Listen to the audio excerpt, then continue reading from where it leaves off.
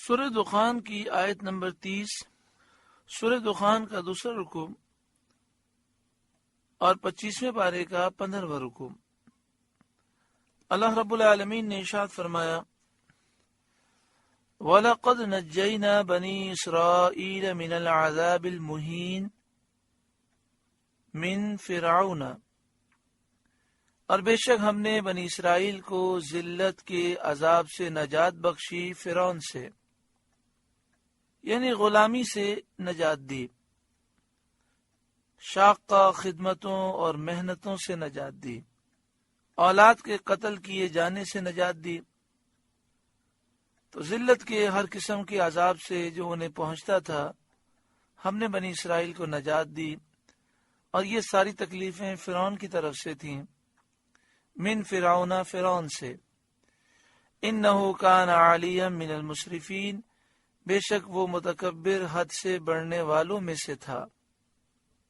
وَلَقَدِ اخْتَرْنَاهُمْ عَلَى عِلْمٍ عَلَى الْعَالَمِينَ، اور بے شک ہم نے انہیں دانستہ چن لیا اس زمانے والوں سے، یعنی بنی اسرائیل کو ہم نے فضیلت عطا فرمائی۔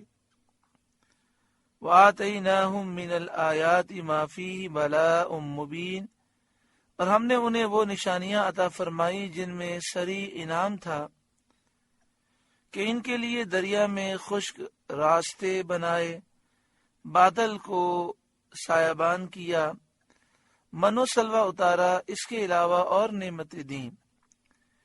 ان ہؤلاء لیقولون، بے شک یہ کہتے ہیں، یعنی کفار مکہ کہتے ہیں، ان ہی الا موتتنا الاولی، وہ تو نہیں مگر ہمارا ایک دفعہ کا مرنا، یعنی زندگانی کے بعد سوائے ایک موت کے ہمارے لیے اور کوئی حال باقی نہیں۔ اس سے ان کا مقصود بعث یعنی موت کے بعد زندہ کیے جانے کا انکار کرنا تھا، جس کو اگلے جملے میں واضح کر دیا۔ وما نحن بمنشرین، اور ہم اٹھائے نہ جائیں گے بعد موت زندہ کر کے، یعنی کفار مکہ یہ کہتے ہیں کہ ہمیں صرف ایک ہی دفعہ مرنا ہے اور ہم دوبارہ پھر نہیں اٹھائے جائیں گے۔ فَأْتُوا بِآبَائِنَا إِن كُنتُمْ صَادِقِينَ، تو ہمارے باپ دادا کو لے آؤ اگر تم سچے ہو اس بات میں کہ ہم بعد مرنے کے زندہ کر کے اٹھائے جائیں گے، یعنی اگر یہ بات سچی ہے کہ مرنے کے بعد ہم دوبارہ اٹھائے جائیں گے، تو کافروں نے کہا کہ اگر یہ بات سچی ہے تو ہمارے باپ داداؤں کو زندہ کر کے لے آؤ۔ کفار مکہ نے یہ سوال کیا تھا کہ قصی بن کلاب کو زندہ کر دو، اگر موت کے بعد کسی کا زندہ ہونا ممکن ہو تو تم اسے زندہ کرو۔ یہ ان کی جاہلانہ بات تھی، کیونکہ جس کام کے لیے وقت معین ہو اس کا اس وقت سے پہلے وجود میں نہ آنا اس کے ناممکن ہونے کی دلیل نہیں ہوتا، اور نہ اس کا انکار صحیح ہوتا ہے۔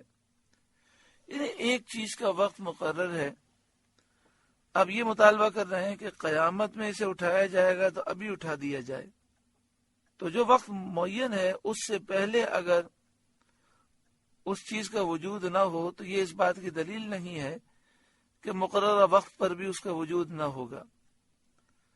اگر کوئی شخص کسی نئے جمے ہوئے درخت یا پودے کو کہے کہ اس میں سے اب پھل نکالو، ورنہ ہم نہیں مانیں گے کہ اس درخت سے پھل نکل سکتا ہے، تو اس کو جاہل قرار دیا جائے گا، اور اس کا انکار محض حماقت یا مکابرہ ہوگا۔ یعنی مثال کے طور پر ایک بیج بویا جائے، اس سے ایک باریک سا پودا نکلا ہے، کوئی کہے کہ ابھی سے پھل نکال کے دکھاؤ، تو ہم کہیں کہ ابھی نہیں نکلے گا، جب یہ پودا بڑا ہو جائے گا، پھر اس پہ پھول لگیں گے، پھر پھل آئے گا۔ تو وہ کہے نہیں، اگر ابھی نکلے تو ٹھیک ہے، ورنہ میں نہیں مانتا۔ تو اسے آپ جاہلی کہیں گے۔ تو اللہ تعالیٰ نے قیامت کے دن اٹھنے کے لیے وقت کو مقرر فرمایا۔ اللہ چاہے تو دنیا میں ہی دوبارہ زندہ کر دے اسے، لیکن ان کے اس مطالبے کو پورا نہیں کیا گیا، اور اس پورا نہ کرنے میں حکمت یہ تھی کہ اگر یہ مطالبہ پورا کر دیا جاتا تو پھر بھی یہ ایمان نہیں لاتے، کیونکہ ان کے دل مردہ ہو چکے تھے۔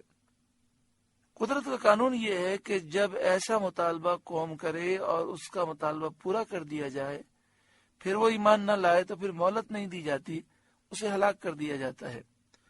تو چونکہ ان کے لیے تقدیر میں مہلت لکھی تھی، نبی اکرم صلی اللہ علیہ وآلہ وسلم کی رحمت کے صدقے میں، اس لیے ان کا یہ مطالبہ پورا نہ کیا گیا۔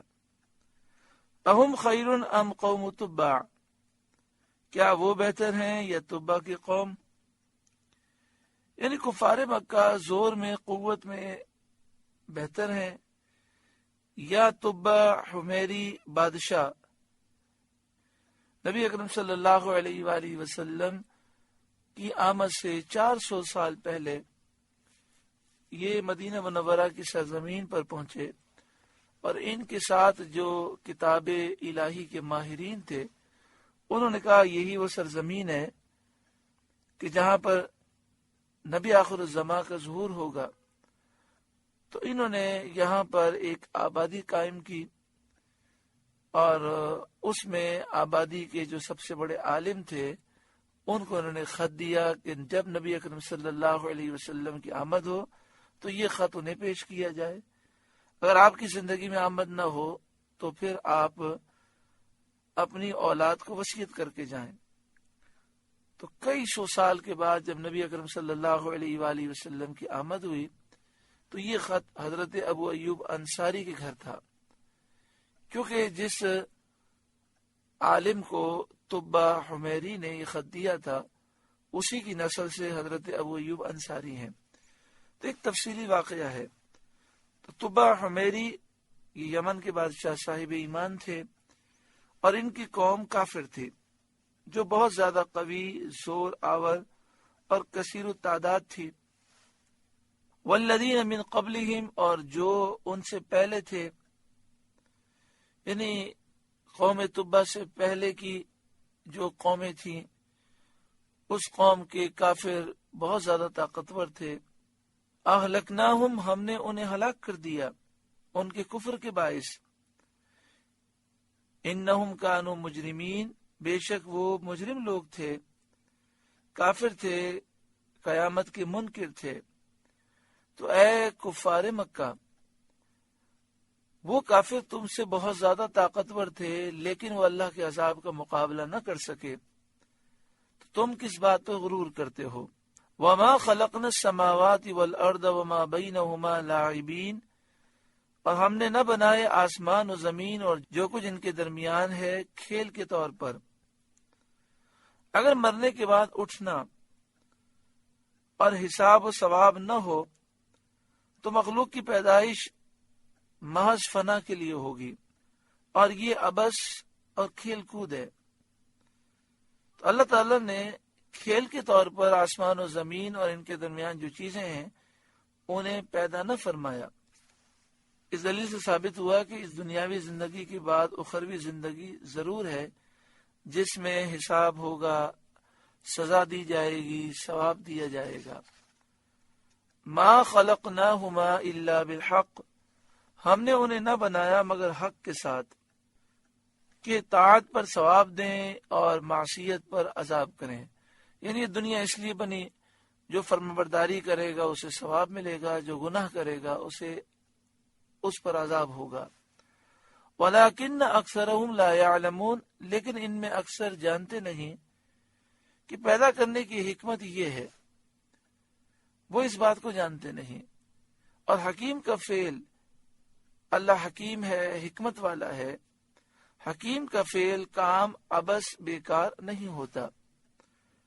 ان یوم الفصل میقاتہم اجمعین، بے شک فیصلے کا دن ان سب کی میعاد ہے،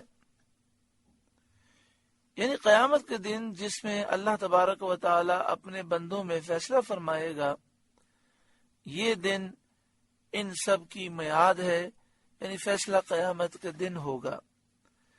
یوم لا یغنی مولا عن مولا شیئا ولا هم ینصرون، جس دن کوئی دوست کسی دوست کے کچھ کام نہ آئے گا اور نہ ان کی مدد ہوگی، یعنی قرابت اور محبت فائدہ نہ دے گی اور کافروں کی مدد نہ ہوگی۔ الا من رحم اللہ، مگر جس پر اللہ رحم کرے، یعنی سوائے مومنین کے۔ الا من رحم اللہ سے مراد مومنین ہے کہ مومنین کو مومن دوست کام بھی آئیں گے اور ان کی مدد بھی ہوگی، کہ وہ مومنین اللہ کے اذن سے ایک دوسرے کی شفاعت کریں گے۔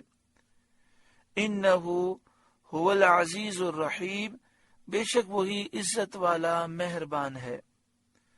سورہ دخان کا دوسرا رکوع مکمل ہوا۔